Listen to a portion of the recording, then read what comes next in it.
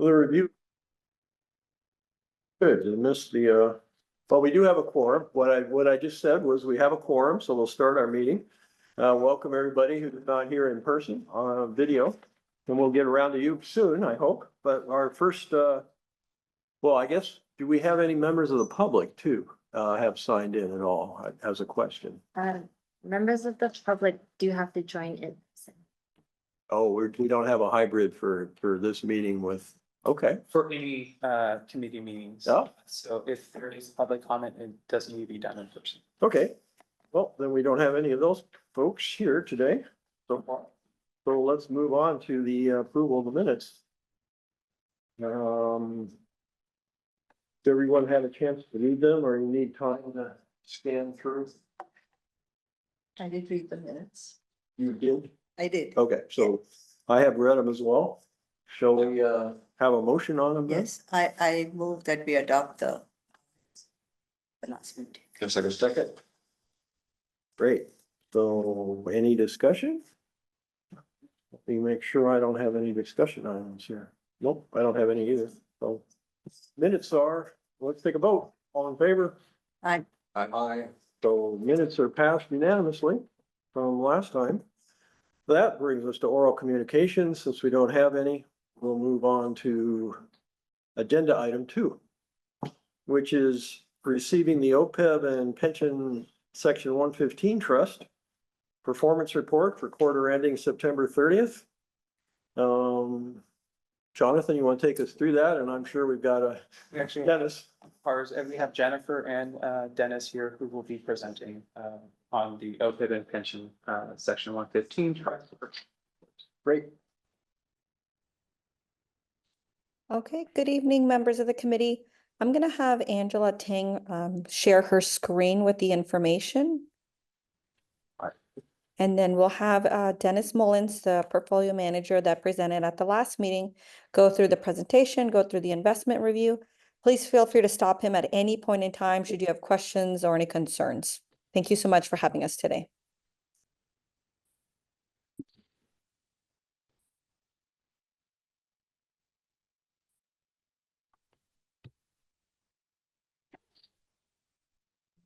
Dennis, on to I you. think. Okay. Dennis, sorry. Dennis, can you hear us? Yes. It's Dennis, the performance. Okay, it looks like he was having connection issues. He should be on shortly.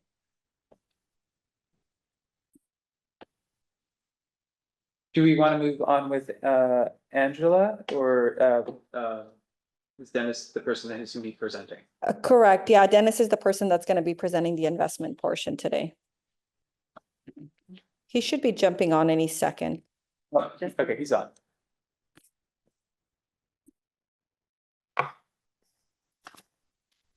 Dennis, in case you didn't hear us, Jennifer just introduced you and you're free to start your presentation.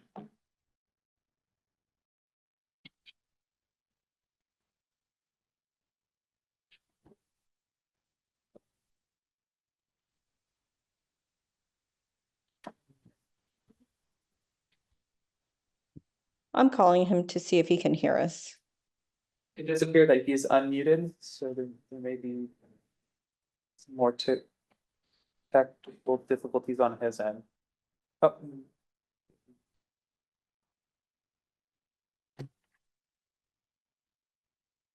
Can you hear us, Dennis?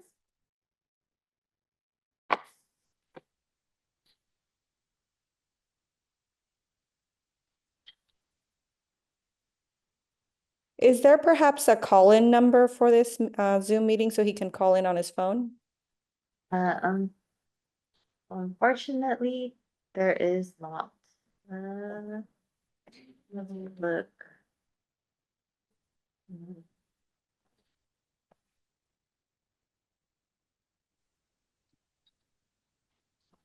Does this thing need to be unmuted or something? No, I think everybody else, I mean, because Jennifer can't hear us, I think it might just fall on Dennis's connection.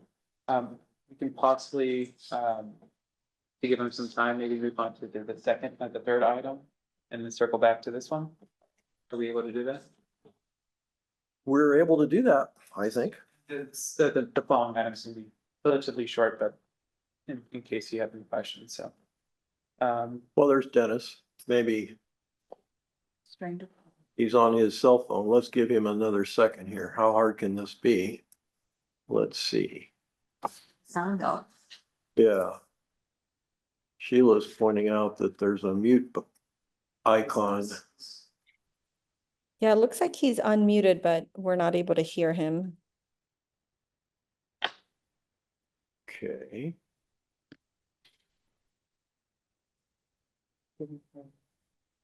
That's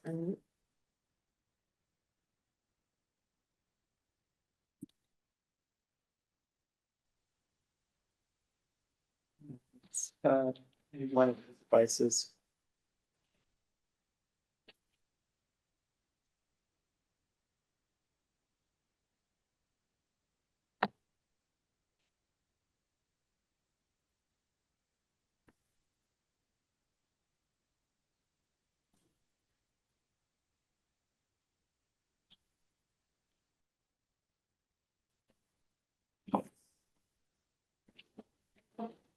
Then are we on 2, 3? Two, 2. We haven't started because we're having technical issues. Yeah. we haven't started two. You want to just have Jenna work with Dennis on the side? Why don't we do that? Okay, so we'll just postpone this one to, so we'll move this item after 3, which is the internal audit broad waste and abuse program. Okay, so we'll defer item 2 and we'll move to agenda item 3 as Jonathan has summarized, but Moss Adams is not present as I understand, so. Right, so it's a short presentation. In short, there's really, in our citywide policy, our program, it includes the grants management internal controls review, the special revenue, fund process review, the recommended validation process establishment, and the ongoing internal audit. So those are the 4 processes or projects that we have in the current year. As of now, everything's moving along nicely. So the grants management will be starting in the new calendar year. We're currently undergoing the special revenue fund process review and the validation process and establishment that is also being processed. And so we're expecting probably in the January meeting that we'll be able to provide a thorough analysis of past recommendations that Moss Adams has recommended and what those statuses are. And then again, at that point, also begin the grants and management internal controls review. As far as the ongoing and internal audit services, there were a few items, but nothing to report out for call-in. So should there be anything worth noting, we will be including it in our next meeting, which is going to be a special meeting in January. If not, we'll be revisiting this in January, next special meeting in December/November to report on the ACR. If not, it'll wait till January. Any questions from committee? I've got one, since we got these reports circulated to us. I was able to look at the summary, and there was a fraud item that was mentioned in the fraud and abuse report, and I was just curious if you guys have some color on that. It's unusual that there's a reported fraud item, and of course, it looked like it was closed out, and I'm just curious if you can, I know these things are confidential, but that's kind of unusual to see a fraud item. Do you have anything you can add other than the one that was there that was resolved apparently? So those are usually routed internally. I did not have the privilege of seeing that, so it either because it was concerning me or it was closed out quickly. It may have been like historically we've received these reports and there's either no basis for the report or it's been resolved. So I don't have anything to report out it's not to say that Colleen would say some would to have something to speak to this, but if it was worth noting to the committee, she would certainly disclose that with the committee. And would that be in like this Q&A oral presentation format? Certainly, yeah. So maybe we can put that as a pending item for next time if she has that. I'm just curious if there's something, because it's unusual and my ears always open up wider when there's allegations. Of course, we hope there's nothing to them, but. Understood. Right, okay. Is it And true, is John? does it go through the city Yeah. manager? No, it doesn't. It does not. It depends on the nature of the complaint. Correct. Yeah. So if they specifically call a particular person out, as far as the routing process, they'll essentially circumvent that person and work with the news. So let's say it went, they named Christina for some reason. She wouldn't be the person that they would contact, they would go directly to, If the complaint was calling Pamela fraud, it wouldn't come to Pamela to verify. Right, hopefully. But Jonathan, isn't it true that the fraud, waste and abuse is based on the complaint that was lodged? So if the complainer lodged a fraud. Right. Investigation, not necessarily it is a fraud, but that's how they perceived it, Right, right? So there could be some misconception, right. depending on how the complaint was registered. Right. correct. Well, good. We'll maybe get more color. I presume it won't be anything major, or she would have already notified both of you in some way. Yeah. Okay, so there's no member of the public, as I understand it, so our motion here is to accept the report, which I think we've been taking votes on that. Does that make sense for us, or Just to receive it. Should we just receive it? I can claim that we received it since we've done our work, so all right, we'll unless we have something really urgent, we'll pass the voting on these things when we're accepting. Okay, so that brings us to either agenda item 2, or we're gonna move on to agenda item 4. You guys tell me. Dennis, can you? Dennis is connected now. Oh, Still can't hear him. actually, we didn't hear you, Dennis. Nope. Okay. I did just email out a call-in number, Dennis.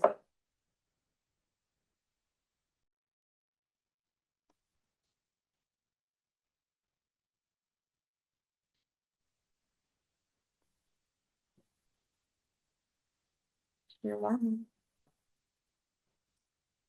Halloween special. There are ghosts in the network. Really How about now? There we go. outstanding. Welcome.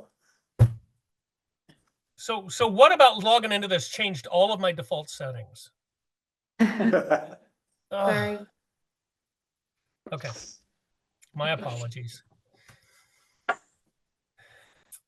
Okay, shall I go ahead? Yes, Dennis, Okay.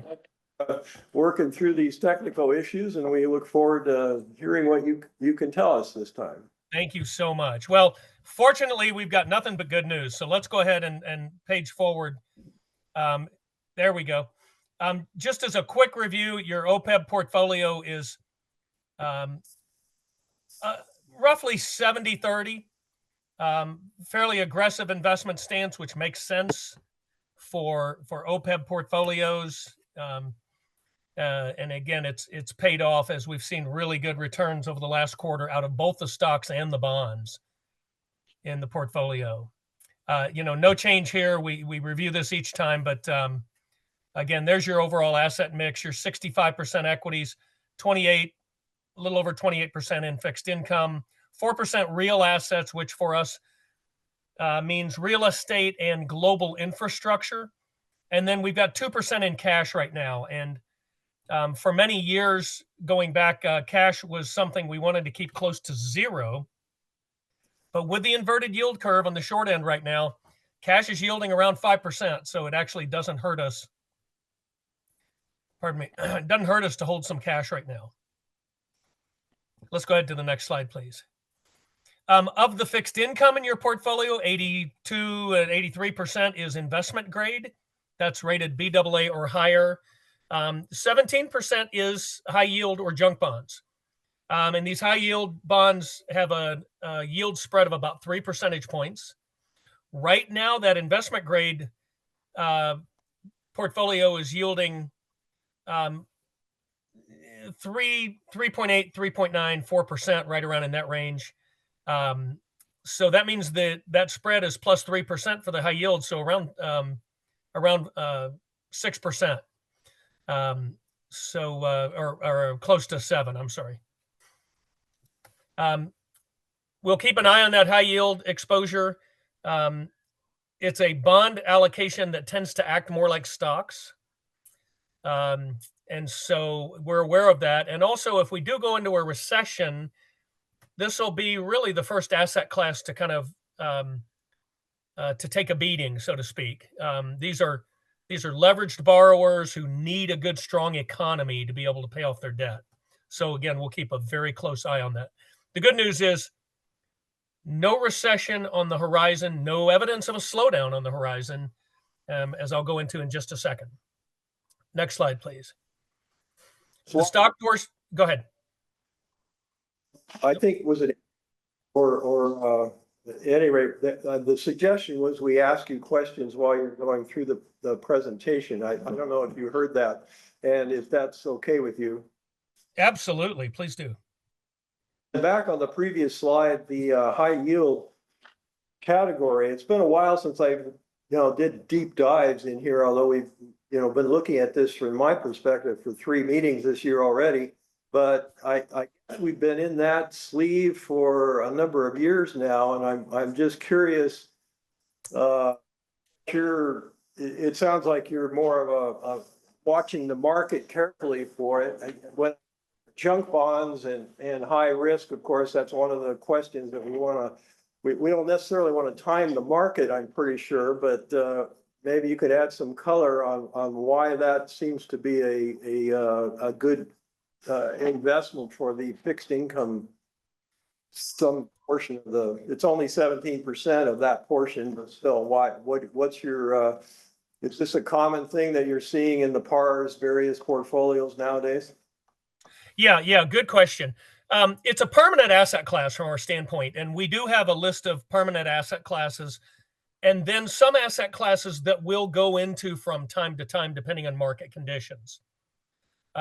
It's a permanent asset class, which means it behaves in a manner differently enough from investment grade fixed income that we can gain some benefits of diversification from it. So our standard position is we want to hold an allocation to high yield bonds. We'll take that allocation up and down as we see the risk of an economic slowdown increase or decrease. So the primary reason to be in it, though, is the yield pickup. And again, that with 30% of your portfolio or a little under that invested in fixed income, yields have been very low for the last decade, and it's really paid off for us to have that allocation to high yield. But as I mentioned, it's not without risk, and the key there is we want to make sure that we're always taking a measured risk and make sure it's a known risk. So that's why I kind of point that out. A lot of folks, when we go through this, are concerned about the term junk bonds, and the message I want to convey there is don't be. We know the risks associated with this asset class. It's a very, very small portion of the portfolio, 17% of 28%. And then, right. Again, that yield pickup is remarkable. 3 percentage points is a big spread. So it pays off. Okay, thanks, Dennis. Sure. Let's go ahead to the next slide and get into a little more detail on the stocks. The stock portion of the portfolio, this is the engine of the portfolio. It's where we take our risk and it's where we make our money. The stock portion of the portfolio is very well diversified. Large cap, mid cap, and small cap US stocks. And then developed foreign, which is Europe, Australia, and Far East. Could otherwise be known as Japan, France, Germany, and the UK. these are developed foreign markets with similar accounting standards to what we're used to. And then emerging markets is China, India, and Brazil, basically. So it's includes Latin America. Faster growth rates, greater political risk, more leveraged government balance sheets. So a little different risk profile. And these are the, to use the same term, these are the permanent asset classes that will spread the assets around on the equity side. You can see it's primarily large cap US. That's the most efficient of those different slices of equities, meaning that news travels fast and everybody knows everything at the same time. That's been a development over the last 20 years or so. But it used to be we would pay fund managers because they knew people and they would get information first. And that just doesn't happen anymore. The SEC has regulated the flow of information very strictly. And it's to the point now where everybody in the large cap market knows everything at the same time. The small cap US stocks, always seem to hold a little more promise, but they're a little more risky. A large portion of the small cap market is not profitable. And so, we're selecting funds there that we think will give us the best chance to capture some of what's going on in that market. Over the last 10 years or so, this diversification has not paid off. And that's because the large cap US stocks have outperformed everything. And whether or not that continues to be the trend going forward, I think that's a debate for all the PhDs on the investment committee. But we still believe in diversification. There's benefit to be had by having your, you can call it not having all of your eggs in one basket, but diversifying the portfolio across different market segments by market cap, and then also across different market segments geographically. Next slide, please. As we look through, again, the key portion of the portfolio, which is the stocks, the largest 10 holdings are in the upper left-hand corner. Because large cap US stocks are the largest portion of the portfolio, these are pretty much the largest 10 stocks in the S&P 500. Because whether or not one is indexing, most actively managed funds are closet indexers, and they're just not going to get too far off of the S&P 500. You can see the 52-week return of the stocks that you ultimately hold in the right-hand column on the upper left-hand table, and starts off with NVIDIA up 179% over the last year. All of the numbers look pretty strong, and again, leading to your strong equity returns. It's been a really good period for the market. On the right-hand side, you'll see some common stock characteristics. This is all of your stocks, so large, mid, small, developed foreign, and emerging foreign, added together and then compared to the S&P 500. So it's probably not the best benchmark to use, but it's good data. It tells us something. You can see the price to earnings ratios there. We're trading at about 21 times projected earnings on the S&P 500 right now. That's a little high. And so that's a reason for caution. But we have a very strong economy, and the economic indicators keep coming in very strong. So we're not overly alarmed at that, but something we're going to keep an eye on. Hey, Dennis, this could be a good time. I think last meeting, we had a little discussion about the benchmark. I think our minutes indicated you were going to go back possibly and reconsider what the benchmark was.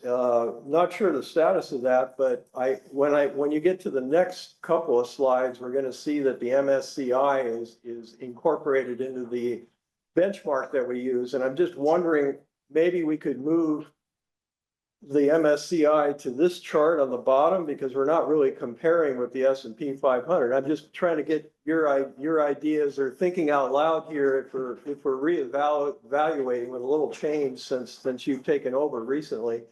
Would it make more sense to include the MSCI on that bottom right hand and bottom half of the whole chart since that's our index? The MSCI All Cap World Index. Yeah. Yeah.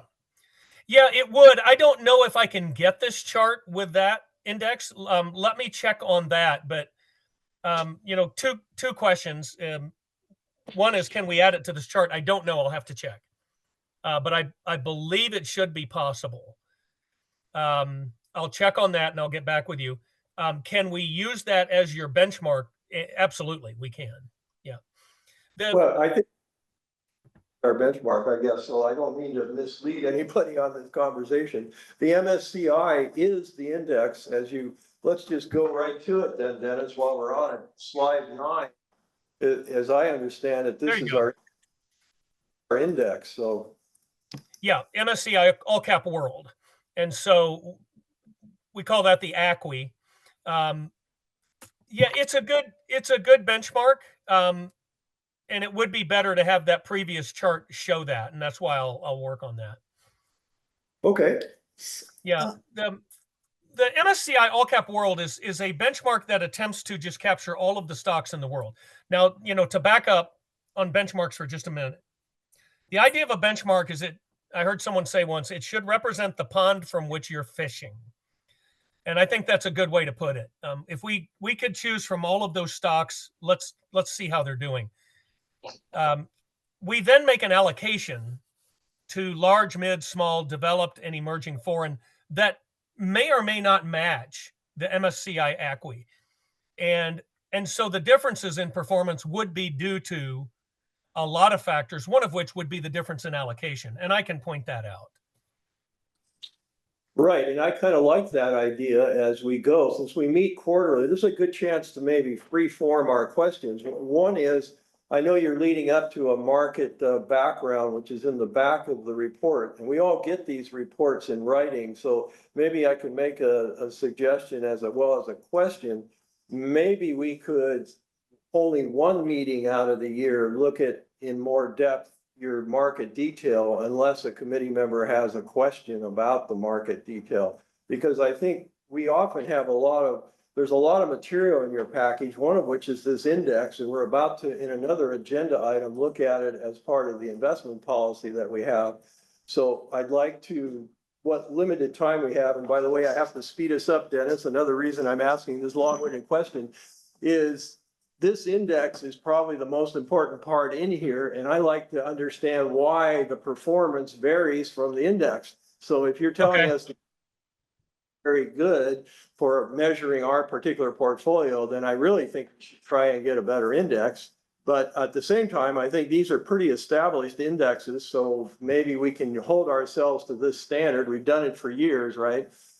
Yeah. So on maybe we can bypass the market background today and then look at, from your perspective, what's the best time of the year to look in more depth at the market, maybe the beginning of the year or something, and you can work with Jonathan maybe to refine our presentations a bit. So my only question. Yeah, Sheila, please. Chair, I think the last time we talked about taking another look at the custom benchmark, this chart, I guess. So why did we say that, and have we looked at it again for this time? My understanding is correct. I think we established this when first created the section 115 trust. Now, This bench. from my understanding was this benchmark. Okay. Now, it may have evolved over the years, or there may have been discussions to revisit it, but from my understanding, it just hasn't occurred. Okay. It's not to say that we it said can't we be. would, I think even in the minutes. Yeah. Last time's minutes. That's what I we was would look at it. originally asking. And so certainly, this is something we can revisit and just kind of between Pars and I, we can have a more in-depth discussion, whether it's worth modifying it, but it does provide a range, right? So maybe that the range itself is reasonable and just maybe leaning towards one end of the range would be more beneficial at any given time. So depending on how the market is, but ideally, I think the range is pretty much kind of gives us like a large band to work with, and maybe historically, as long as we stay within that band, we can adjust based off of market conditions. Unless I think Dennis has something to add to that. No, that's a real good recap. I would suggest that what we do is maybe we go offline and after this meeting, we'll run some numbers on these benchmarks and just see how close they are. I'm not a big fan of changing benchmarks. That to me, that feels a little bit like moving the goalposts. But we do want to make sure that the benchmarks are A, relevant, and then B, believe it or not, there's that administrative side to this. We have to make sure it's a benchmark that we are subscribing to. And I'd like to verify all of that and maybe come back and present you some more detailed analysis of it. Well, and I'd like to echo what I said. I'm very repetitive is I think we should look at why there's variances in performance versus the index. So why don't we just jump to the next slide, which is 10. It's logical to ask, well, why are we year to date, maybe 800 basis points lower than the index? And it's difficult for me to really, because this sheet does not track the investment portfolio in the same way as the index. So again, as Jonathan's point is, it's a range. So I can say as well, the range for the index was at the high end and our performance is at the low end. So Dennis, I guess what I'm echoing is maybe you guys can offline revisit to consider this page as well as the preceding page, and do they have the best information that you guys subscribe to that we can then observe and look at? Because right now it's kind of speculative unless you can tell us why are you 800 basis points behind the index, for example. Well, if we look at the city of Cupertino, 13.77 for the 9 months, right? So that's the index performance, as I understand it. Correct. Yeah. The 13 is what we actually got net of US bank fees and PARs probably. So that's about 800 basis points, right? So I'm kind of. No, that's about 80 basis points. 80 basis points. I always get those things mixed up. So okay. I was a little panicked there. I'm like, we're 800, but no, yeah, you're right. And what I can't really, I'll tell you what, why don't I add, I could do a separate chart here. I'd need time to put it together, but why don't I do a separate chart that'll do exactly what you're asking for? And then say, look, we're 77 bips behind the benchmark on a year-to-date basis. Where is that coming from? And then we can look at what asset class, and we can also look at whether we can identify if that's from timing or fund selection. right. Okay. Very good. Yeah, I'll have to do that. I don't have the detail necessary to answer that question now, but I'll follow up with it and then I'll make sure that we add that to future meetings. And then maybe this was covered previously. Why is the equity part of the portfolio made up of are these like ETFs, mutual funds, versus like individual stocks? Like how does that work? Yeah. So it's a lot more cost effective to use mutual funds and ETFs. Quite simply, we get way more diversification for less money. So with mutual funds, you pay no commission when you trade them. With ETFs, you pay a commission when you trade them. And we have both. As an industry, all of us in this industry, over the last couple of decades, have almost gotten away from using individual stocks and bonds in a portfolio like this. I rarely see that anymore. We're using the mutual funds and ETFs for the greater diversification. Mutual fund and ETFs expense ratios have come down dramatically over the last decade or two, to the point where they're so inexpensive now. We have an S&P 500 index fund that is almost free. It's 1.5 basis points expense ratio. So lower cost, greater diversification. You know, and honestly, with the individual stock portfolios, we were seeing portfolios made up of 25 or 30 stocks as we were phasing those individual stock portfolios out. 20 positions would average a 5% position. That's a really concentrated position. And so it's unusual that we would want to concentrate that much into one stock. So that kind of makes us lean towards mutual funds as well. Much greater diversification. I guess it's a related follow-on question to Hanyan's question is, I find it difficult in reading these reports to understand which of the investment mutual funds are performing up to what their purpose is in the portfolio versus not, for example. So maybe that revised chart for this page 10 could help answer that question as well, because there's underperformance somewhere right now, we can say, to the index. So maybe one or the other of the portfolio managers is responsible for their underperformance. And then you could explain why that makes sense, and we could ask you why you have that manager or that is Right. in the port. Yeah. You know, a normal type of. Like, what's the apples to apples comparison? Right. If you're not comparing to like S&P 500, is there a basket of mutual fund that are similar to what's currently in the portfolio? That's the benchmark. I have a chart that I will add to this book that shows the performance on a format like you're seeing, but it's fund by fund.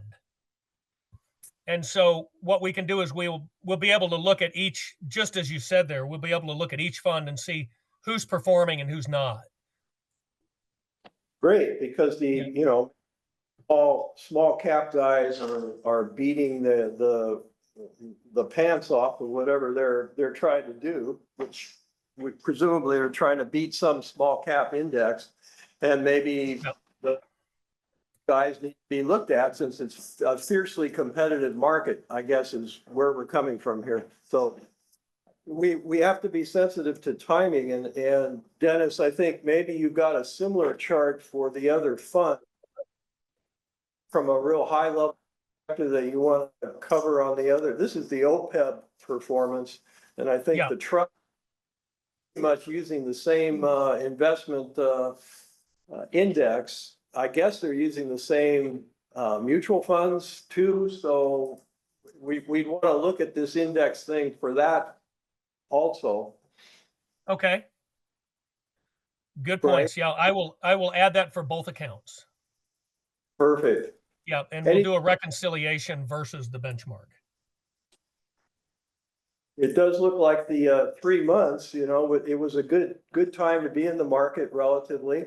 So again, it's a trailing a little bit there on the net of fees, but anything else you want to add to the report?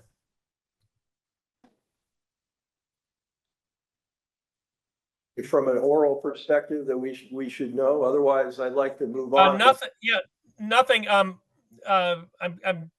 tempted to go into the market overview, but I know based on time we want to skip over that. But yeah, nothing else that I can think of. Perfect. I guess, Dennis, I don't know, Jonathan probably already talked to you, but in a couple more agenda item points, we're going to go into the investment policy. And I wonder if you guys could just stick around for that as well. Even Sure. though we items, so hopefully your microphone won't go on the blink and we can benefit from you being present. Thank So, you. For the reports and your presentation, any other questions, committee members at this point? Okay. I'd like to accept the report, which I think is our action item here. So thank you. Why don't we move on then to Where are we, Jonathan? Item 4 on the agenda, which is the informational item on the 2023-24 ACFR. Very interesting item. So turn it over to you and to the PUN group, I suppose. Yes, we have Sophia here, who will be presenting on this, and it's essentially a status update on our current ongoing audit regard for the fiscal year 23-24. Welcome, Sophia. Thank you, Jonathan, and then good afternoon, committee members. Can you guys hear me okay? Just want to make sure. Okay, thank you. So again, this is Sophia Ko from the PUN Group, and thank you for having me here just to provide brief update on the fiscal year 23-24 external financial audit. So as our fiscal year 22-23 audit discussion memo presented to the committee back in April, we work really hard with the city's management and finance to start the fiscal year 23-24 audit earlier this year. So we kick off our interim audit during the last week of May. So roughly 3 months earlier than last year's starting date. And subsequently, we started the year-end audit in mid-September. So we have made significant progress on the audit. We truly appreciate the city's management and the finance staff.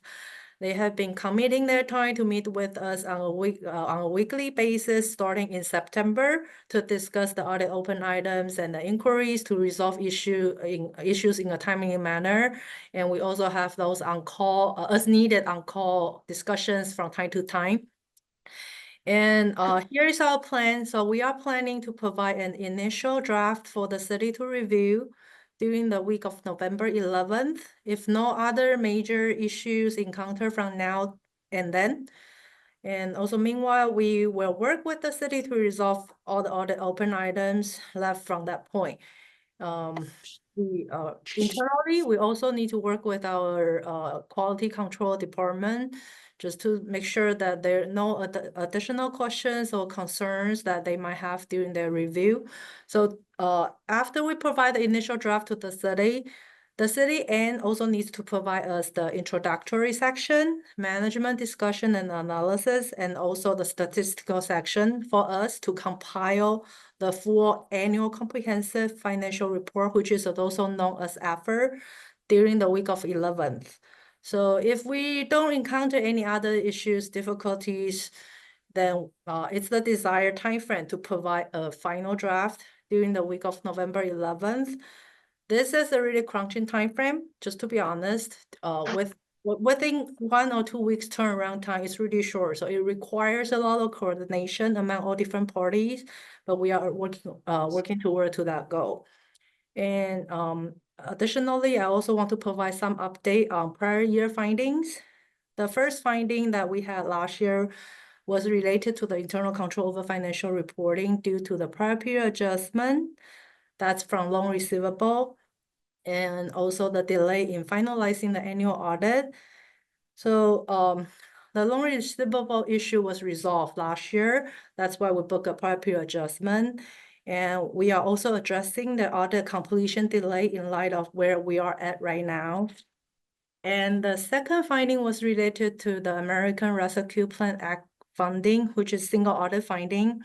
And the finding was already appropriately addressed from the city's April 2024 report submission. This will conclude my brief overview where we are at for the city's fiscal year 23-24 annual audit. I will be more than happy to answer any questions that you may have. I had a question for staff. Sophia, your timelines were, you were going to submit the final draft to staff in November, Yes, so which is just around the corner, like Yes. tomorrow. So the idea is the week of November is when staff would receive the initial draft financial section, which is similar to what we provided last year. It's incomplete. It still requires several other sections, including the introduction, the MD&A, the transmittal letter, and the statistical section at the end of the report. So in that short turnaround week, about from 11 to the following week, we need to get those sections completed and over to the PUN group. At which point their staff will and their quality control would review those and essentially bundle all those or compile all those various parts of the ACFR into one final draft. And so that'll give us a short turnaround time to meet a deadline. I think we would love to provide that or make it available for review somewhere around the 20th or 21st. So that is the current goal, with the hopes that we would be able to meet for the 25th or the 26th for a special meeting. We do understand that Isn't it Thanksgiving? that That's is when it's Thanksgiving. That's why he's asking, not me. we understand that that is the week of Thanksgiving, and there might be some difficulties meeting that week, but we didn't finalize. We were unsure if we were able to meet this deadline until today, and so it is a very tight deadline. So turnaround for all the various reports and check marks that we need to go through, right? And so for that reason today, we would want to take survey, at least the three of you, to see if you would be available the 25th and the 26th, on which days, and you would be meeting either one of those two days. Well, I think while we're all looking at our calendars, I guess, Jonathan, what you're saying is whether we pick the 25th or 26th, we have a few days to look at this complete package, so. Yes. That's an implied part of what you're saying. Again, the idea is to have a draft available to you for review, the 20th or the 21st. Okay, so we have that weekend. 4 or 5 days. So typically, we understand it's a special meeting, so special meetings is, we'd have to provide 24 hours, but 24 hours is it's enough time to review this document. So for that reason, we'd want to provide it to you by the tail end or mid-week leading up to that meeting. Well, I'm in town either of those days, so even though it is Thanksgiving, I can make myself available. Yeah, I can too. Is there like a deadline that we're trying to hit? And that's why there's a special meeting scheduled in that last week of November. We do want to have it completed and have it ready for to send it off to the city council meeting before the end of the year. So we're trying to hit that first meeting in December. So once you receive it, review it and approve it and make any changes, we'll have a short window to incorporate any changes you have to turn around and have it available for council for their blessing. I guess in a long way to answer is, we were super late this year. So we're trying to correct the course of action by bringing a normal scheduled effort to Audit Committee and the City Council. By doing so, I think the PUN group and also Jonathan try to suggest that this is a very tight turnaround, but we understand the challenge, but we committed to the schedule when we finish this year's effort. So it's not ideal, don't get me wrong. We could potentially push it off to the end of December. I mean, council meets twice in December, so council will meet on the 3rd and also council will meet on the 17th. We don't know how the 17th is gonna shape up, and we also try to get it through. We don't want to have like too many special meetings in December for audit, for council, all of that. So even though it's a tight turnaround, just want to know how everyone's schedule is. So this is something that staff over the top committed to themselves to get it on time, quote unquote on time. Even though I think we stressed many times that there isn't a deadline to submit an effort, but we want to get it done by the end of the year. So the minimum, what we committed to last year is that we would provide it to the audit committee in December. So that is the minimum, and we certainly will meet that deadline, but just to get it to council before the end of the year. And we know that this is a huge ask, especially for a city that's used to getting this completed in March. We're the last 10 years or so. This is quite. a bit. That's what I remember, I think in the second meeting of the year is when we got the last like 22 to 23's report, right? And that was very late from a normal perspective. I can speak a bit for historical purposes. December is like the established, it's like 6 months past the year end date. So that's a pretty reasonable target usually. But it's been a stretch goal for the city for a variety of reasons and not quite 10 years, but at least over the last 5 years, it's certainly been a challenge. So I think it's really great. I'd like to second getting it in terms of back onto this normal schedule. So if it's at all possible. So are you available for a special? I'll have to get back to you guys. Okay. Yeah, we'll also read out the other members and let's see what their availability is. There's- Ideally, we want as many as possible. There's also a counter trend because a number of us travel in December as well. So even though we may not have a full 5 in November, we may not have that in December. I, for one, am out for the last 2 weeks of December on an international trip. So maybe the other 4 and that works out. That's great. But I think we have a bunch of schedules to be looking at here. It's never easy to work around the holidays, especially, Right. I mean, because probably starting mid-November, everyone's schedule's gonna Right. be so long. But we would like to get a firm date. I think between the mayor and I, we know that the council member will most likely will not be back in during that time frame. So we would really depend on all of your confirmation on the attendance to know if we have a quorum. Right. So we were hoping that great, that if you guys are confirmed, I will definitely follow up with you and also follow up with Angela. Right. So November, Monday or Tuesday of that week would be great, and if. We would prefer That is- Monday, so that would give them more time to turn around for the council meeting, because they're shooting for the Halloween council meeting on the 3rd. I prefer Monday as well.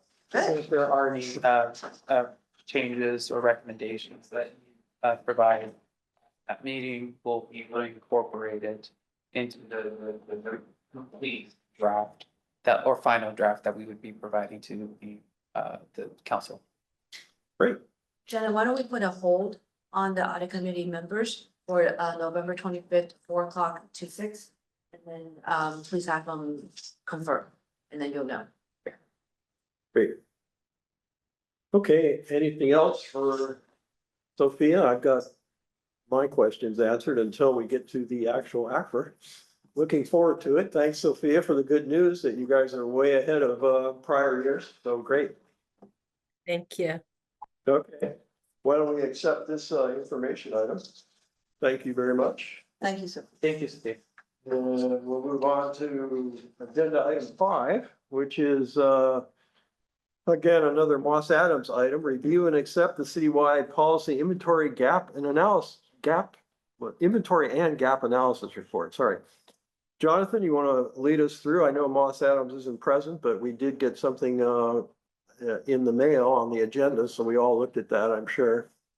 Of course, it would be, as part of last year's, internal audit program, the citywide policy inventory and gap analysis was, approved, through the audit committee and the council. But this, program of this review, it's meant to inventory or review the inventory of the citywide administrative policies and procedures, which does not include the city's finance and accounting function, as well as the city council's policies and procedures. So it's very specific and in those in that regard as to what I was looking at. Now, it ranged from all divisions, from administrative services, city manager's office, community development, and for innovation and technology, law enforcement, parks and recreation, and public works. And so what Moss Adams did, it reviewed those our current policies and procedures and looked for any weaknesses in whether the policy procedure was either not sufficient or didn't cover enough, or it was just absent, right? Through their review, they informed the city that the the coverage, for the most part was, of low risk, right? So they actually included, 3 levels of risk, either high, medium, and low, and it, informed us how frequently should we be, updating those policies or reviewing them. Great for the city is most of it fell in the low, handful of medium risk and 1 in, high risk. Which, for their schedule here, the high risk, ideally, they would want, the city to address it within 6 months, medium risk within about 12 months, and then the low risk about every 18 months, right? The high risk, item was for relating to CIP, and so they are well aware of the deficiency and are working to close that gap. If the committee receives this and forwards it onto council, what staff will be doing is going back to management and prep and having them provide a response to the very risks, in particular the high and medium risk. The one task or the one difficulty that staff may find in completing this is the timing in which they plan on addressing some of these risks. Due to staff constraints, they, particularly CIP, if to address this in its entirety within 6 months may be a little difficult, but in its turn, this city does plan to address these and bring them into compliance or is within a low risk. So with that, I do my short presentation and available for any questions. Committee have questions? I'll follow with some, guys. So, for the high risk, item, which is the capital improvement. I'm assuming we have a program, we have a policy, and what are they trying to update it, improve it, refine it? But all of the above. So But we have the basis for an existing policy. so there are some procedures with internally. It's just the improvement or it's been delayed since the last improvement or missing certain aspects. I don't know the level of detail, what's missing. Staff is well aware of downstairs in public works, that there is an issue there and they do plan on addressing it. And that comment will be included when this is forwarded to council. So they'll have a plan for that. And so again, we understand that within Moss Adams recommendation 6 months, whether it falls within that 6 months or it's extended to 12 months, they will provide a response and a comment. So when they define it as high risk, are we talking about like risk to the community, risk to safety? No, nothing like that. So I'll take a step at it. I've been working with Christina for a long time with this, on this one. So take a step back. This is one of the city work program. So I'll read you what the city work program says. Repeat the 2013 process of compiling and reviewing all city policies, including administrative, council policies, and provide recommendation updates. i.e. green purchasing, property acquisition, and whatnot. So at the time, 2 years ago, council asked us to put on the city work program to look at everything, all the policies under the sun that the city has. So we took that on and then realized that what we had at the time, 2 years ago, was a hodgepodge of administrative policies and council approved policy. So then the first thing we did is we asked Moss Adams to say, okay, so of the policies that we have, what are some of the administrative operational policies, some of the council approved policy? So council approved policies are adopted by resolutions, therefore council adopted policy. So we did that separation. Since then, we took the administrative policy, asked Moss Adams to do a comprehensive review, looking at the industry standards of the departments, operation wise, what are some of the risks, if you, a quote unquote risk to the operation, not risk to the community. So in this case, in the most part, in the most department, we have our policies that help kind of tells us how to go on with our day-to-day operation. In the world of CIP, our policies are not as robust as other cities in terms of what qualifies as a CIP. How do you track a CIP? What sort of a best management project for a CIP this size and whatnot? So in comparing to other cities, Moss Adams has identified CIP as an area that could improve with more solid policies to help streamline and also kind of put a bookend of the CIP program. So it's not a risk to anybody, but it's a risk to the operation, given that a lot of things that we do perhaps could be word of mouth, how we've done it, but it would be nice to have policies for institution knowledge. But mind you, that what you're looking at and also what Moss Adams reviewed are only the administrative operational policy overall.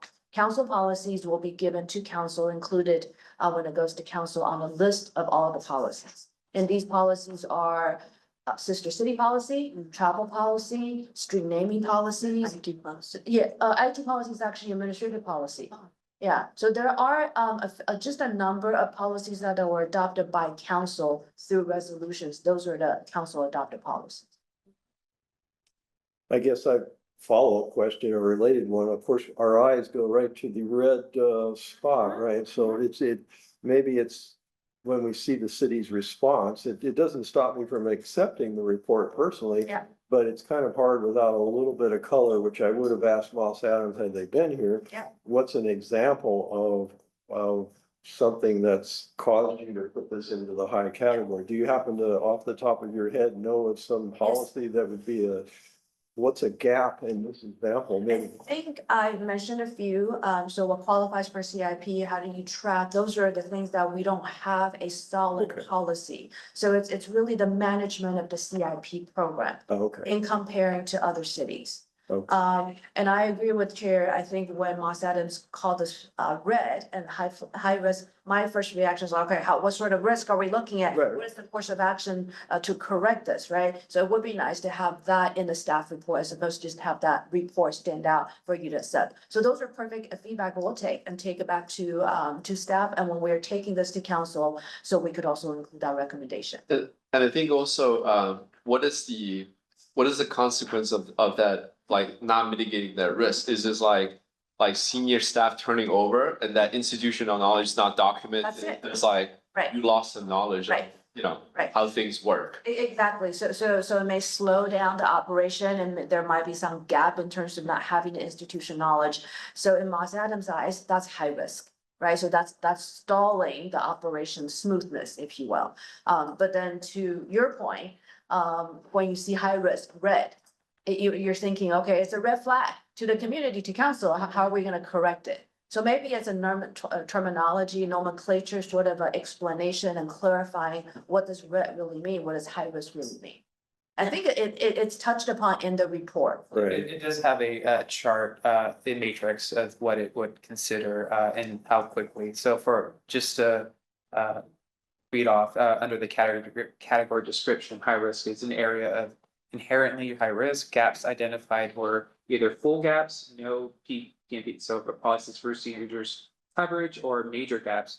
Our area is a high priority for the city's operations and structure. Yeah, I think even more specific, but would be good, at least an example. Okay. Or a couple of examples. I presume it's inherently high risk because there's large dollars going through the. Yes, that too.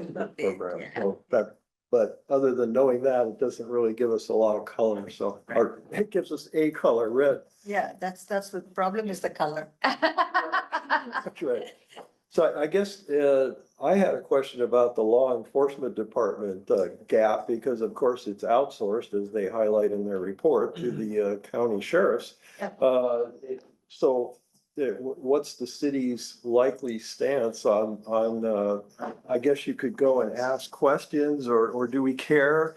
Or what's your view on this gap that really we don't know what their policies and procedures are? So all great questions. In a way, we don't care, right? So we contract out to the sheriff's office. If they do have a gap in their policies, the sheriff's office should be obligated to provide. But we don't know, right? And then a lot of these policies, they're more internal operation, they will even share with us. In a way, I think we included that category because if we don't, we'll be also asked, well, what about public safety? So I think Moss Adams did a okay job explaining that even though they listed out public safety, but because sheriff is contracted, we really don't have a category of what policies that they have. I'm sure they have a whole slew of different policies already. I'm sure, I would hope. I would hope so too. I mean, the report though that we're looking at pretty much passes it to you guys Yes. and says, you know, they don't, Moss Adams doesn't know what you're going to choose to do. So it sounds to me like who makes that decision? Do you pretty much say? I've been on a call with Moss Adams and with Christina on this one. Yeah, Moss Adams felt very strongly to have the category, Right. but we raised the same issue. We don't have control of the sheriff's office, so it may have some misleading perception that they don't have any policy, but that's not the case. I know what we've done or what I've seen in other cases, is sometimes they're San Jose Santa Clara, actually, it's the Santa Clara County Sheriff's Office, so they may well have an internal audit department that has a report that maybe they're okay with sharing, or it's on their public site or something, maybe some inquiry like that would at least help to put it to bed to say, well, if you're really interested, you can go to this, not that Cupertino can make much impact on it, but. They might be able to make those inquiries. Yeah, maybe, yeah, Right. we could reach out to the sheriff's department and see if there's any documents that are readily available. They must have something. And then we leave that as a reference Right. in the staff report. And I guess it's an example, because I read this report and it's all very nice and I'm glad they did their job. But since the city manager is here in our meeting, there's a department and social media is one that gets a minor gap, which is great, you know, congratulations. But again, I'm sort of striving to understand, do you happen to know what a minor gap in social media policy in the city manager's office might mean? So is minor gap a green, It can be either green or yellow? Social media is, yeah, which What- is medium. So social media. But it's just kind of, I don't know what social, I guess it's like how the city manager. Oh, we gets the don't- Message out to. We them. don't have a robust social media policy because social media is a thing of a recent past. So I think we have communication policy, but we don't have a specific social media policy. What goes on? How often do you check? Where do you check? I mean, the new apps are coming out left and right every day, Right. right? So we don't have a policy to say only check on Facebook, only check on Instagram, don't check on everything else. But given that social media has become the means of access for a lot of people. Yeah. So Los Adams sees the gap, having that policy develop so that we can rely on the policy to go forward. I mean, so we have a unrecognized rule to say that we don't post anything on Nextdoor. But we don't have a policy to say that don't post it on Nextdoor. Or when we do have, when we share our opinions, you use the city account, you don't use your personal account. So things like that, I don't know if we have a solid and robust policy on social media. Thanks, that adds color, thank you. No pun intended there. Okay, anything else? We set? Why don't we accept this item? Then we do accept this item. And I will say one more thing. Yeah. Now I remember, this survey was done last October. Yes, I saw that. So we, the city actually have done quite a bit of upgrades since then. But this survey was done at a point in time. So I'm looking, and that's why I'm remembering, because we have done a better version of the sponsorship policy where it shows yellow on this report. But I remember sharing a memo with council. Now we have upgraded our sponsorship policy, given our financial challenge at the time. And then that was neat, but that was done in May. Yeah. So that was done after the survey was done. So that would be good if they could give us the recent numbers. I This think is you're gonna almost do a that. year. Yeah, because they A year ago, essentially okay. closed out the project in June. So they started this in October of 2023 and they officially stopped or finished their investigation in June 24. That if it was at the tail end of their data collection, or after for the fact, it may be missing the mark here, or their analysis. And so, unless we were to essentially reopen it, which I would not advise because it was an extensive review, I'd accept it as it is, and then maybe in a couple of years from now, revisit it. It's like, okay, where are we at now? And I know, as part of their process or this year's program, it includes so I don't watch the name. It's essentially a status update. And so that could be an opportunity for them to include, well, have we updated or how many of the medium or high risk items have we addressed?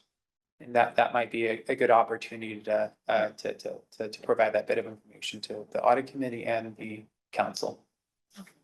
Yeah, I think, and you had indicated the staff report was going to address these once the report's accepted. You're going to come back with some response. I think that's the key in bridging the gap personally. Again, using all these words, gap and color, it's we got multiple meanings, so. It's a great point, though. I guess we're all talking about these things are points in time. Some of the other great internal audit reports that we've had the benefit of this year, we're still as of a point in time. So it's, you got to read them with that in mind while things are all in movement here. Okay, thanks, everybody. That was exciting.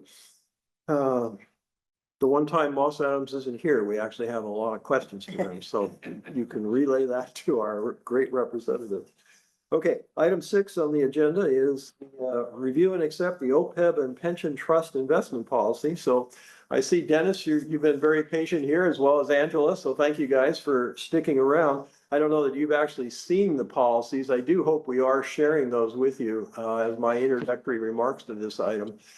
Because how can you possibly do your work without knowing what the policies are? So I'm just taking that for granted, but. I can go ahead and start Yeah, John. the conversation with this one, and if you have any questions, you can certainly ask Angela and Dennis.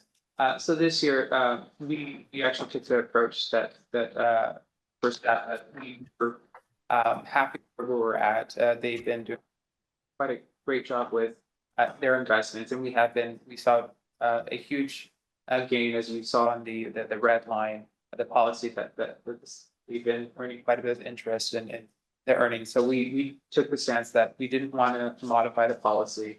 We updated to include Dennis as our manager and updated the balance as of June 30th, 2020. By the way, you updated it on the OPEB one and not on the at least the draft that was sent to us, not for the pension one.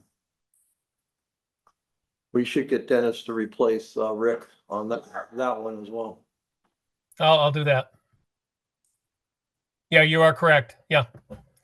I'll make sure and add that one. He should be the manager on both ends. Thanks. Okay, yeah, we'll make that adjustment when we take it to council. Thank you for pointing that out.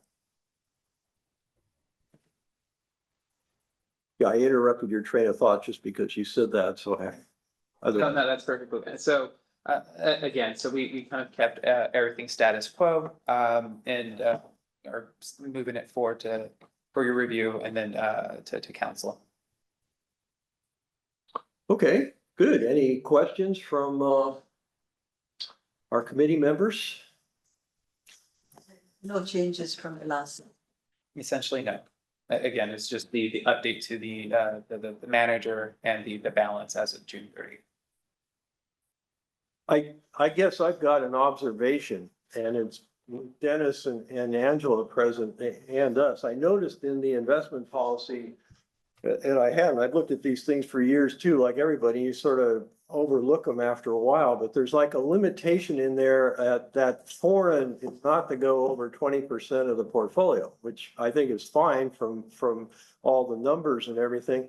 But amazingly enough, the portfolio is actually getting close to 20%. So I'm wondering if when you're looking at the benchmark, which is part of your thinking, if you also look at the investment policy, if there's some of these indexes, like that 20% kind of surprised me that we were even close on that. And it's, we're a few $100,000 off or whatever, but if you see some of those in that investment policy, maybe you can think about whether there's a benefit somehow working that into the index. So we've got it maybe on that front page where it happens to say it. I'm just throwing this out as an idea. If that's what you guys see in other instances or not. That's my comment and / question. Okay. That's a good one. Where do you see that? Well, I see it on the investment policy on, let me see if I happen to have a copy of that. Right, page 3 or 4, there's a list of foreign equities will not exceed 20% as an example. That's just the one example that I was coming up with. I don't know, Jonathan, if you happen to have it, I'll pull up the OPEB one here.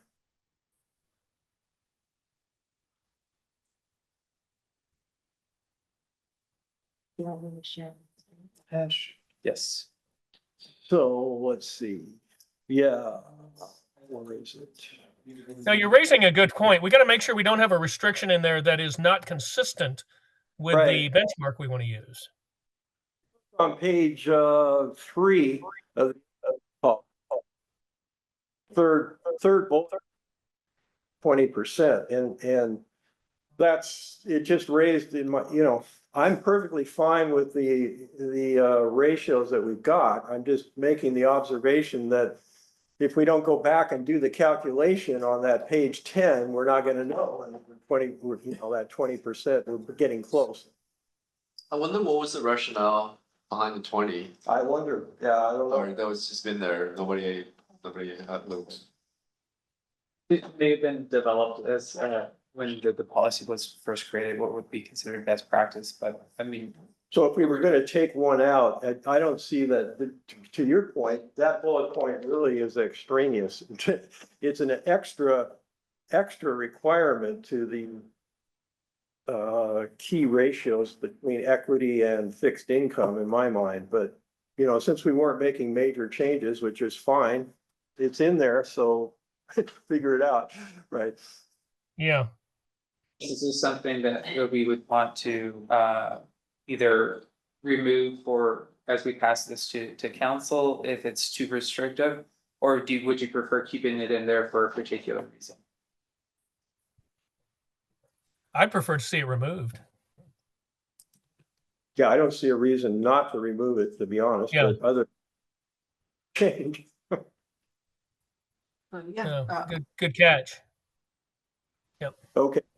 My overall point though was maybe your team is gonna be able to look with fresh eyes at this page and make sure there isn't something else like that we should be aware of, that we maybe highlight just to make sure we're following the policy, because I Yeah. guess the question is, how do you guys make sure that you go through these policies? Do you have somebody on your team that sort of looks at it, or does this fall into your role as the new head liaison here with us? Or how do you guys as an entity enforce that the policy is being followed? Well, with both of those things, actually. So what I typically do is I'll have the investment policy drafted up in consultation with the client. Okay. I then submit it for review to my manager, who looks at it. And if it's initially approved, then it's my responsibility on an ongoing basis to make sure the portfolio stays within the limits of that policy. Okay, so your team maybe originally helped draft this back in the Middle Ages, a few years ago. I guess you've already looked at it, so there's no refreshing from your perspective that's really relevant other than removing this bullet point, or maybe you haven't had. I'm gonna take another fresh look at the entire thing. We'll make sure that that's the only one of those concerns that I missed. Yep. Because while we're shooting the breeze here, I did notice wording about the prudent man rule, and I could have sworn in California that the courts got away from that prudent man rule, but I defer to you guys if that's the correct wording nowadays. I think it's prudent expert these days. Oh, okay. I can see why. All right. But I think we spent enough time on this item then. Do we have any more? My only question was, Yeah. are there any guidelines that ICMA or any other national accounting provides? I'm not necessarily aware if any, GFOA or? well, I'm sure they would have guidelines within, certainly GFOA would have some investment guidelines that they would want follow. What we could do is ensure there's no change in here for that 20% of equities, international, that cap. Make sure that if it's within, if GFOA recommends that, we may want to keep it and just adjust our investment strategy I'd be astonished if GFOA had something, wouldn't you? For an investment policy of that detail?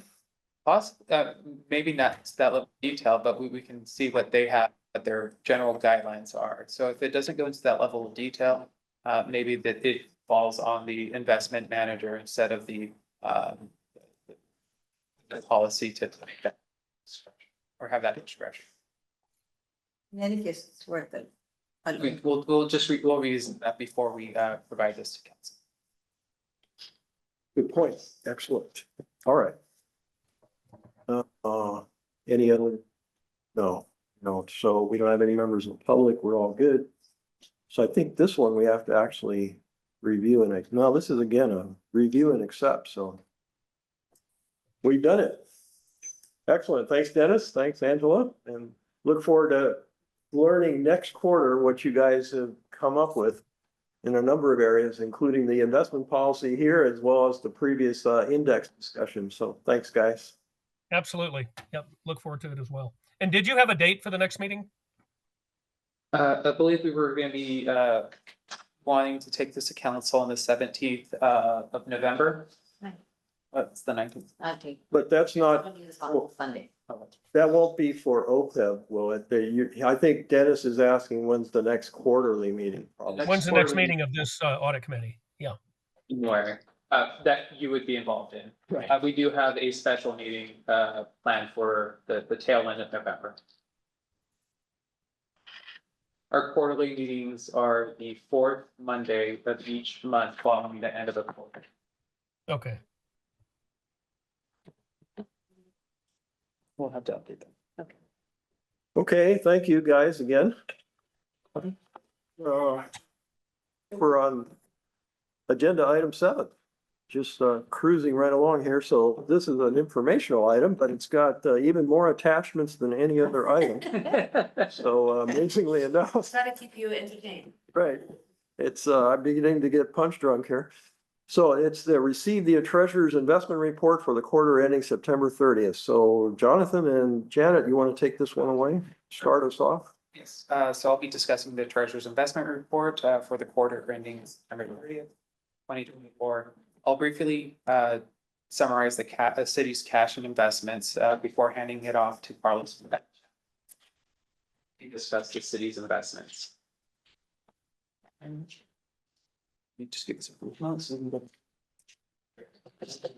We'll just be reviewing this slide, which summarizes the bank balances. So the city has a total of 87 million in cash and cash equivalents. Out of this, 21.4 million is held in cash, while 66 million is invested in local agency investment fund. So the cash I'm referring to is the Wells Fargo you'll see there for 21.3 million. That is again, as we discussed last time, the 3% checking. This is that special account that you opened. Very So in June, that's when we changed the account type to the. What's it called? Government Advantage Checking, apparently. Thank So I especially looked it up Yeah. because it's in the treasury report, Government Advantage Checking. Right. That's And it seems like in your wording, it's to answer my earlier question from last time, it's fully insured Correct. all the way up to the 29,319 million. Correct. Great. So, Thanks for checking. regardless of how much we have in there, it is fully. Yeah. Great, thanks. So as you'll see, the late balance has increased by $759,000.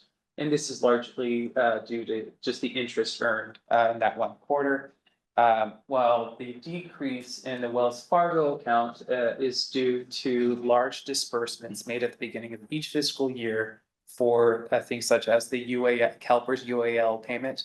So we went from paying that on a monthly basis to a one-time a year payment. So we would take advantage of a discount. Apart from that, we also pay our insurance premiums at the beginning of the year. And so that is a huge draw on cash. Additionally, in terms of the revenue side, as you know, some of our revenues are cyclical, like property tax and some sales tax. The high end we don't receive until later this year. And so it is not captured in this quarterly. The majority of the city's cash and investments are held in the city's investment portfolio, which is managed by Chandler Assets. And that is the $169 or $170 million that we have there. This portfolio is managed and in compliance with California Government Code and the city's investment policy. It has increased by $5 million to 170, which is largely due to interest earnings. The Section 115 pension trust balance has also increased to approximately 23 million. Again, that $1.3 million increase is due to interest. The total cash and cash equivalents and investments held by the city is a total of 280 million. That will end our cash balances. So I'll now turn it over to Carlos, who will be presenting the rest of the investment. Welcome, Carl. Thank you. Thank you very much. It's nice to see you guys. If it's okay, I'm going to share my screen, and I'm going to start with a section that I rarely start with, but I think it's important to note. You've had a phenomenal quarter, and you've had a phenomenal last 12 months ended September 30th. The return for the portfolio for the last 12 months was 738, 731 when you factor in the fees that are paid. The fees come out so somewhere around 6.7 basis points per year. That's 0.067%. So it's a little bit over 0.06% per year. The strong performance was due to a couple of reasons. The first is that if you recall, the long-term strategy for this portfolio has been to maintain the bulk of the investments between 1 and 5 years.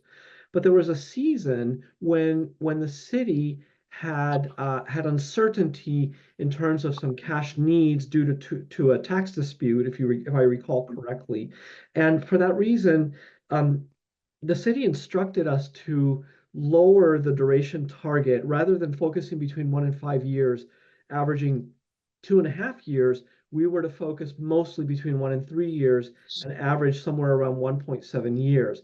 When that situation was resolved, we were instructed by the city to return to the long-term target of 1 to 5 years, 2.5-year average. Well, when we did that, when that occurred at a very fortuitous time, because as we did that, interest rates had been falling. Let me restate that. As we were lengthening the duration of the portfolio, and I'm gonna go right here to demonstrate that. As we were lengthening the duration of the portfolio, you can see that back in June we were at 1.72 years. We're moving to 2.5 years, 2.6 years, and right now at the end of the quarter we were at 2.28. We were getting longer. As we were doing that, interest rates, frankly, were falling, and this is what happened here. So obviously, when rates fall, the value of your investment goes up in the fixed income world. And not only that, the longer you are, the more the value goes up. So that timing just worked out for you. But it wasn't just that. It's also simply that you've been very well diversified in the portfolio. I'm going to zoom in on what you hold right now. We hold the corpus. The main part of the portfolio is always treasuries, because this is a safety and liquidity portfolio where we look for and rely on the safety and the liquidity of U.S. Treasury securities that are the most liquid and the safest considered by most investors. But you'll note that we have, even though we can go up to 30%, we have nearly 27% of the portfolio in corporate securities. Those are yield advantage securities, which bring higher yields to the portfolio, and that helps.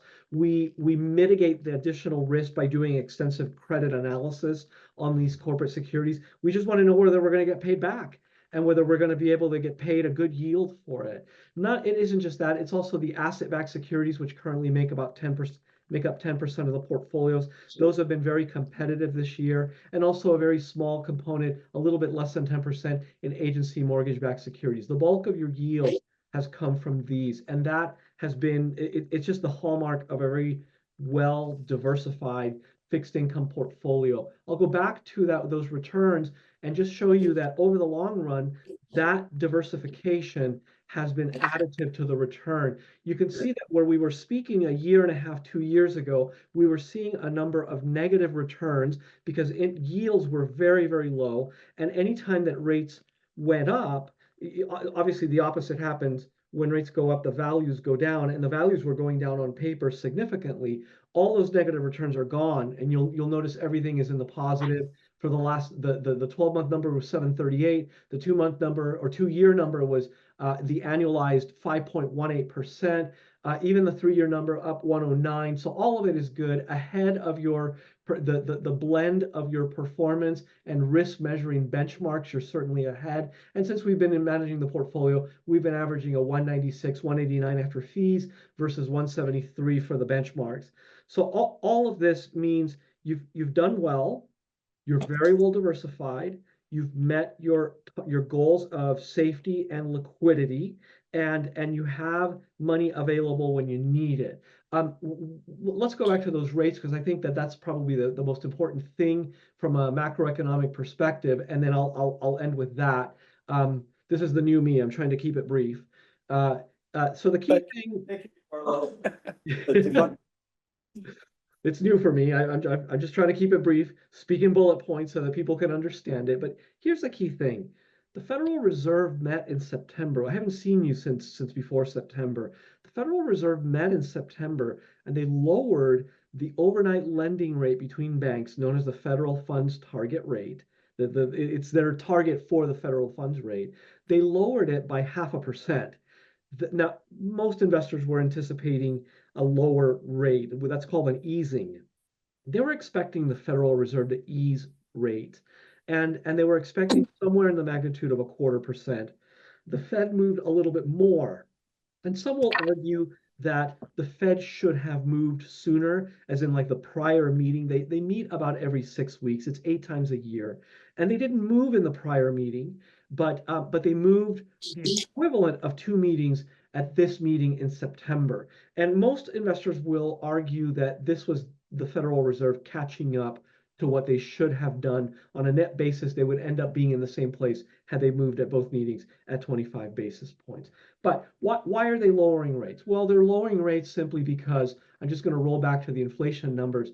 The inflation numbers have been moving towards their long-term averages, and certainly to the long-term targets that the Federal Reserve has been looking for inflation. I will tell you that personal consumption expenditures, this is the measure they prefer to look at. It's similar to consumer price index, but the core measure, this dashed gray line where they remove food and energy, only grew 0.3% month over month. That figure came out yesterday morning.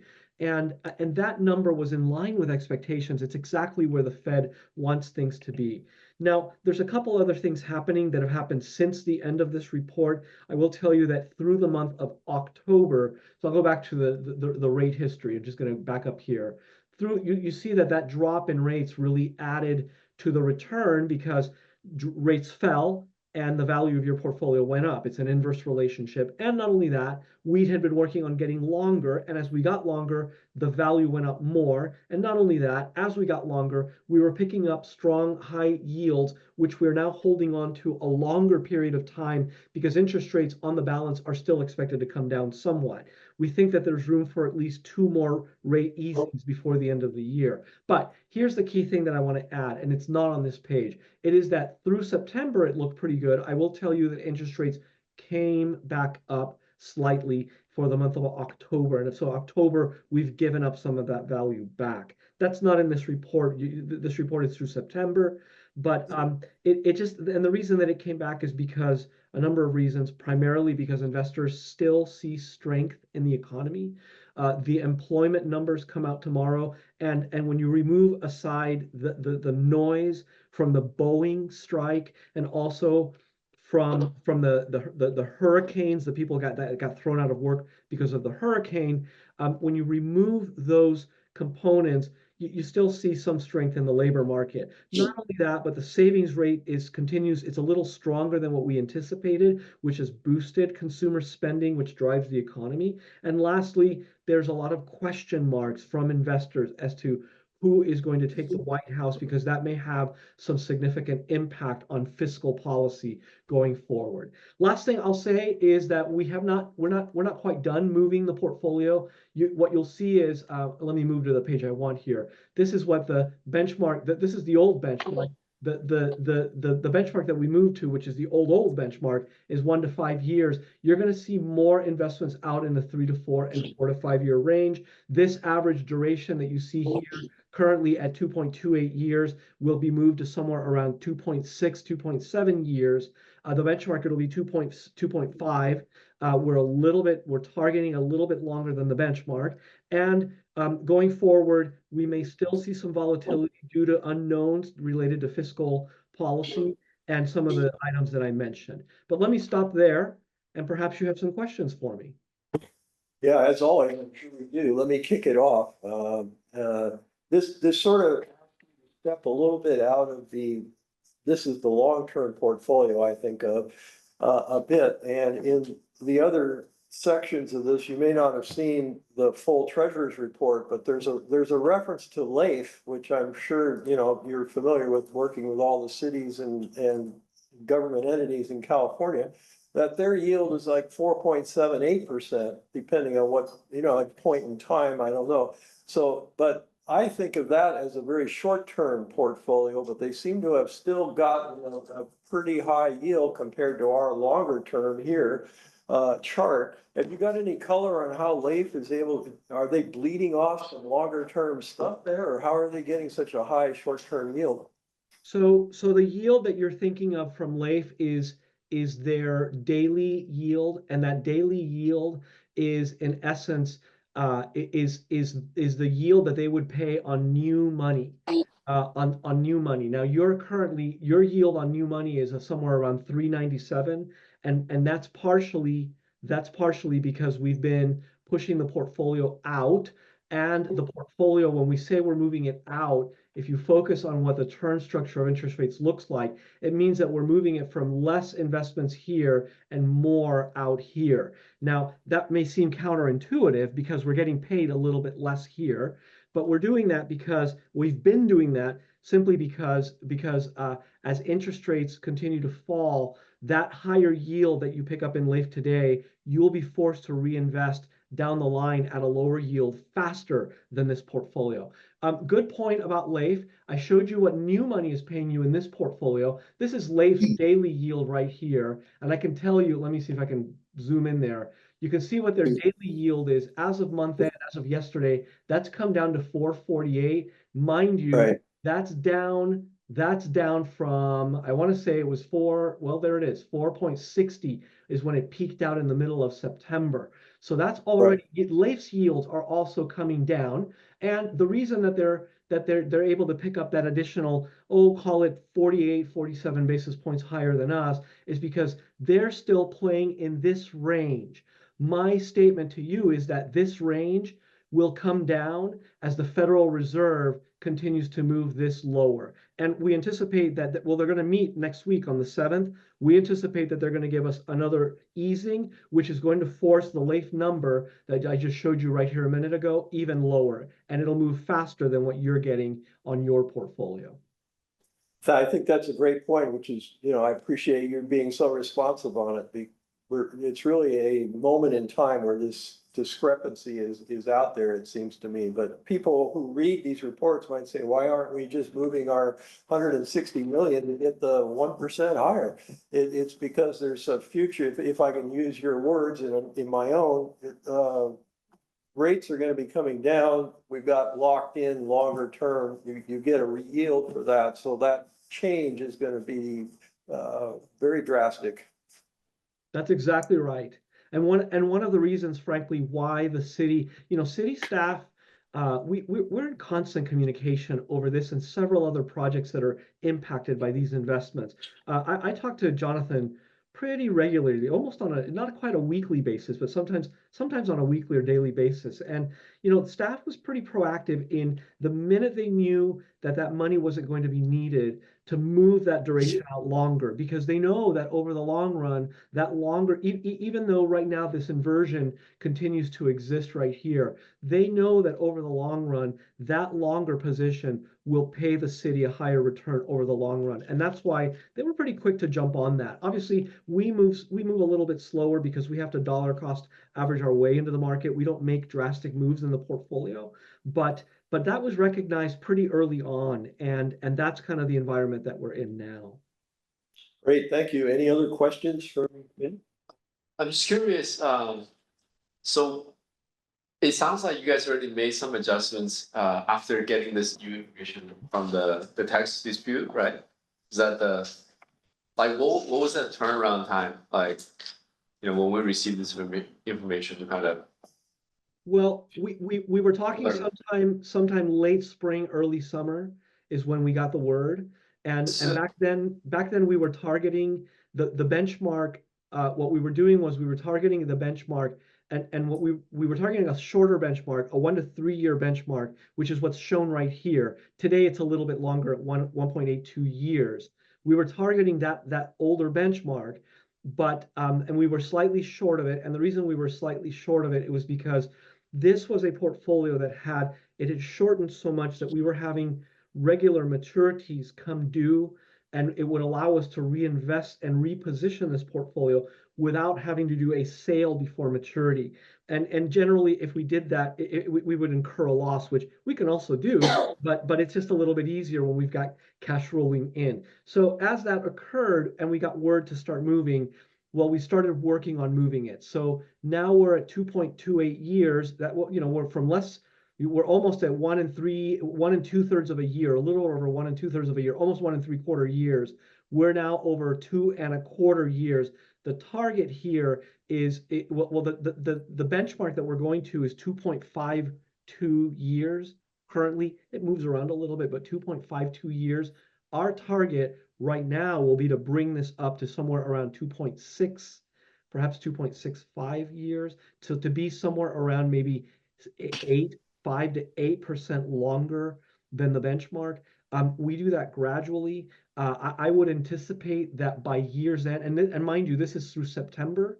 This is a month ago, so this has already moved longer because we've got transactions that occur every month, and that we have maturities, we turn around, we reinvest it, and we go longer. So I would anticipate that by year's end that should be at target, and you want us to do that because had we done this, let's say that you gave us word yesterday, or a week ago, or maybe 2 weeks ago, and we did all of this within those 2 weeks, we would have purchased basically rates right around here. Well, these rates today are somewhere, let me zoom in on that so that's a little bit easier to see. We would have been purchasing here. These rates today are somewhere up here.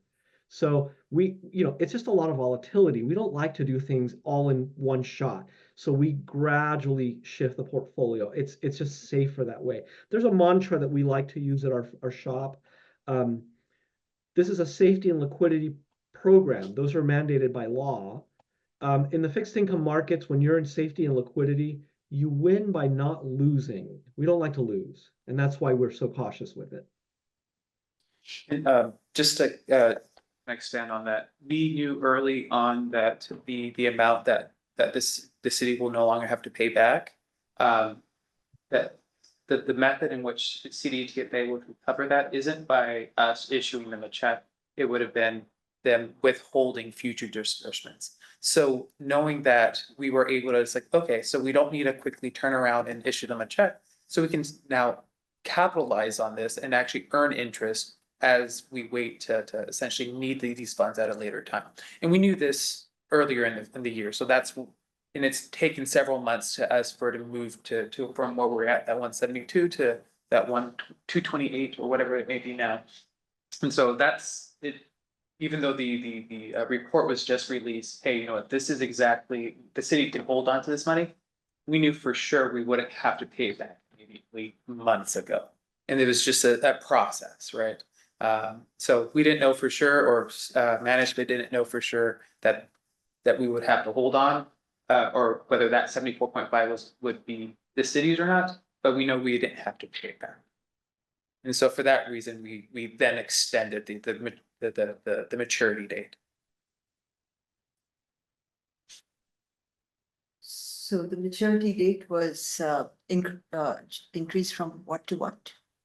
So as Carlos was saying, we shortened the maturity, because we didn't know how this would play out. So I believe, have the report up, or did, Carlos, can you go ahead and bring, share that one sheet you were at? 1.7.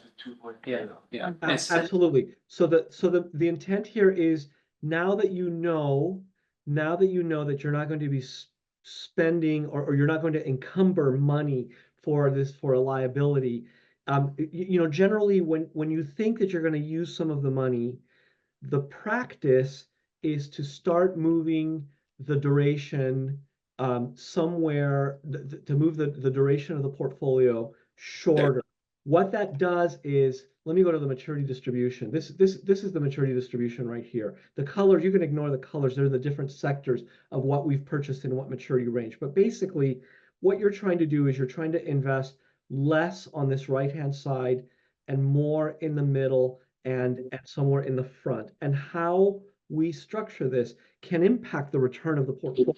So we don't just simply ladder it. There's analysis done and probabilities run on what the term structure of interest rates will do for us to position this. But generally, we would position more on the left-hand side. As we learned that money wouldn't be encumbered to basically address that liability, staff instructed us to go back to the old target, which was be somewhere around 2.5 years. So we were out at around 1.6, 1.7 years. We started shifting towards 2.5 years. And this is where we are as of September. If you were to look at this as of June, some of these numbers, some of these bars on the left-hand side would have held more money. Now you're seeing more out here. And as we progress, you'll see even more out here. That's what's going on. So right now, the targets are, this is the old benchmark. We're moving away from that.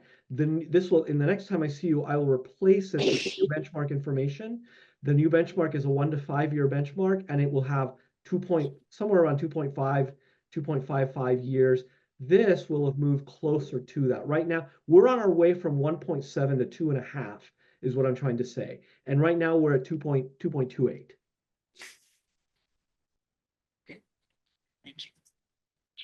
Good. I think we covered our questions. Anything else to add, Jonathan?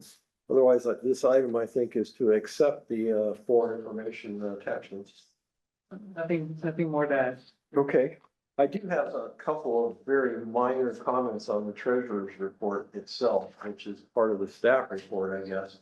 And I guess, Carlos, we should let you go maybe if you want, but I'm almost done with these anyways. If you go to page 7 on that staff report, which is the treasurer's report, there's just a few minor discrepancies in the top paragraph up there. I don't know if you want to be showing the OPEB and pension as net of fees or gross. And my recommendation would be you show them net, in which case it's not the numbers that you've got on there. Since we just looked at these, they're fresh in our minds. So for example, the OPEB was 6.25 and the pension was 6.11 is gross and 0.7 is the net. But that's kind of a policy thing, whether you want to show it as net or gross. You can have that discussion with Chris. And then the last one is on your cash flow forecast. It's all referencing 2023, 24. And for the life of me, because we were behind kind of on the ACFR, I forget that we're really in 24, 25 fiscal year. So I didn't know whether you were trying to just, remind everybody what the 2023, 24 budget forecast cash things were, or these are actually 24, 25, which, if they're not 24, 25, it seems like maybe they should be in future reports. So these are what's been reported. So it's actually 23, 24. Okay, well, that's what it says. So Okay, got it. All right, I think we're done on that item. Thanks very much. Carlos, you probably left, or if you haven't, you're welcome to. Thanks again for very efficient reporting. Delight to see you guys. Have a good night. We'll talk to you later.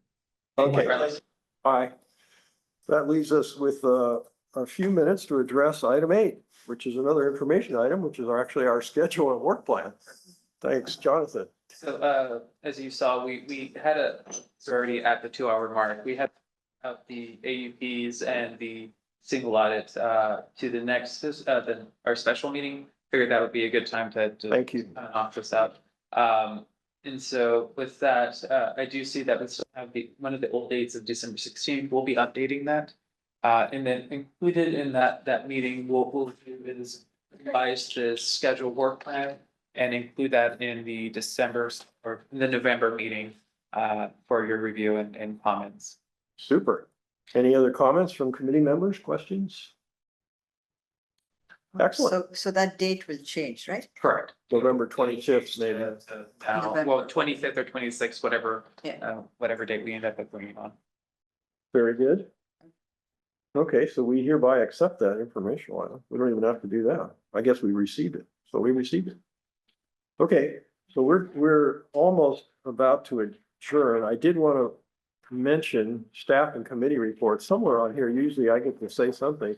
Is it November 16th is the First award. Crest Award equivalent? So in case you guys, you obviously as mayor have it on your calendar, but Yeah. if anybody's watching this YouTube, November 16th, rest of the committee, be sure to come if your calendar is available. All right, now we are adjourned, I think. Thank you. All right. Thanks, everybody. Good job. Right on time.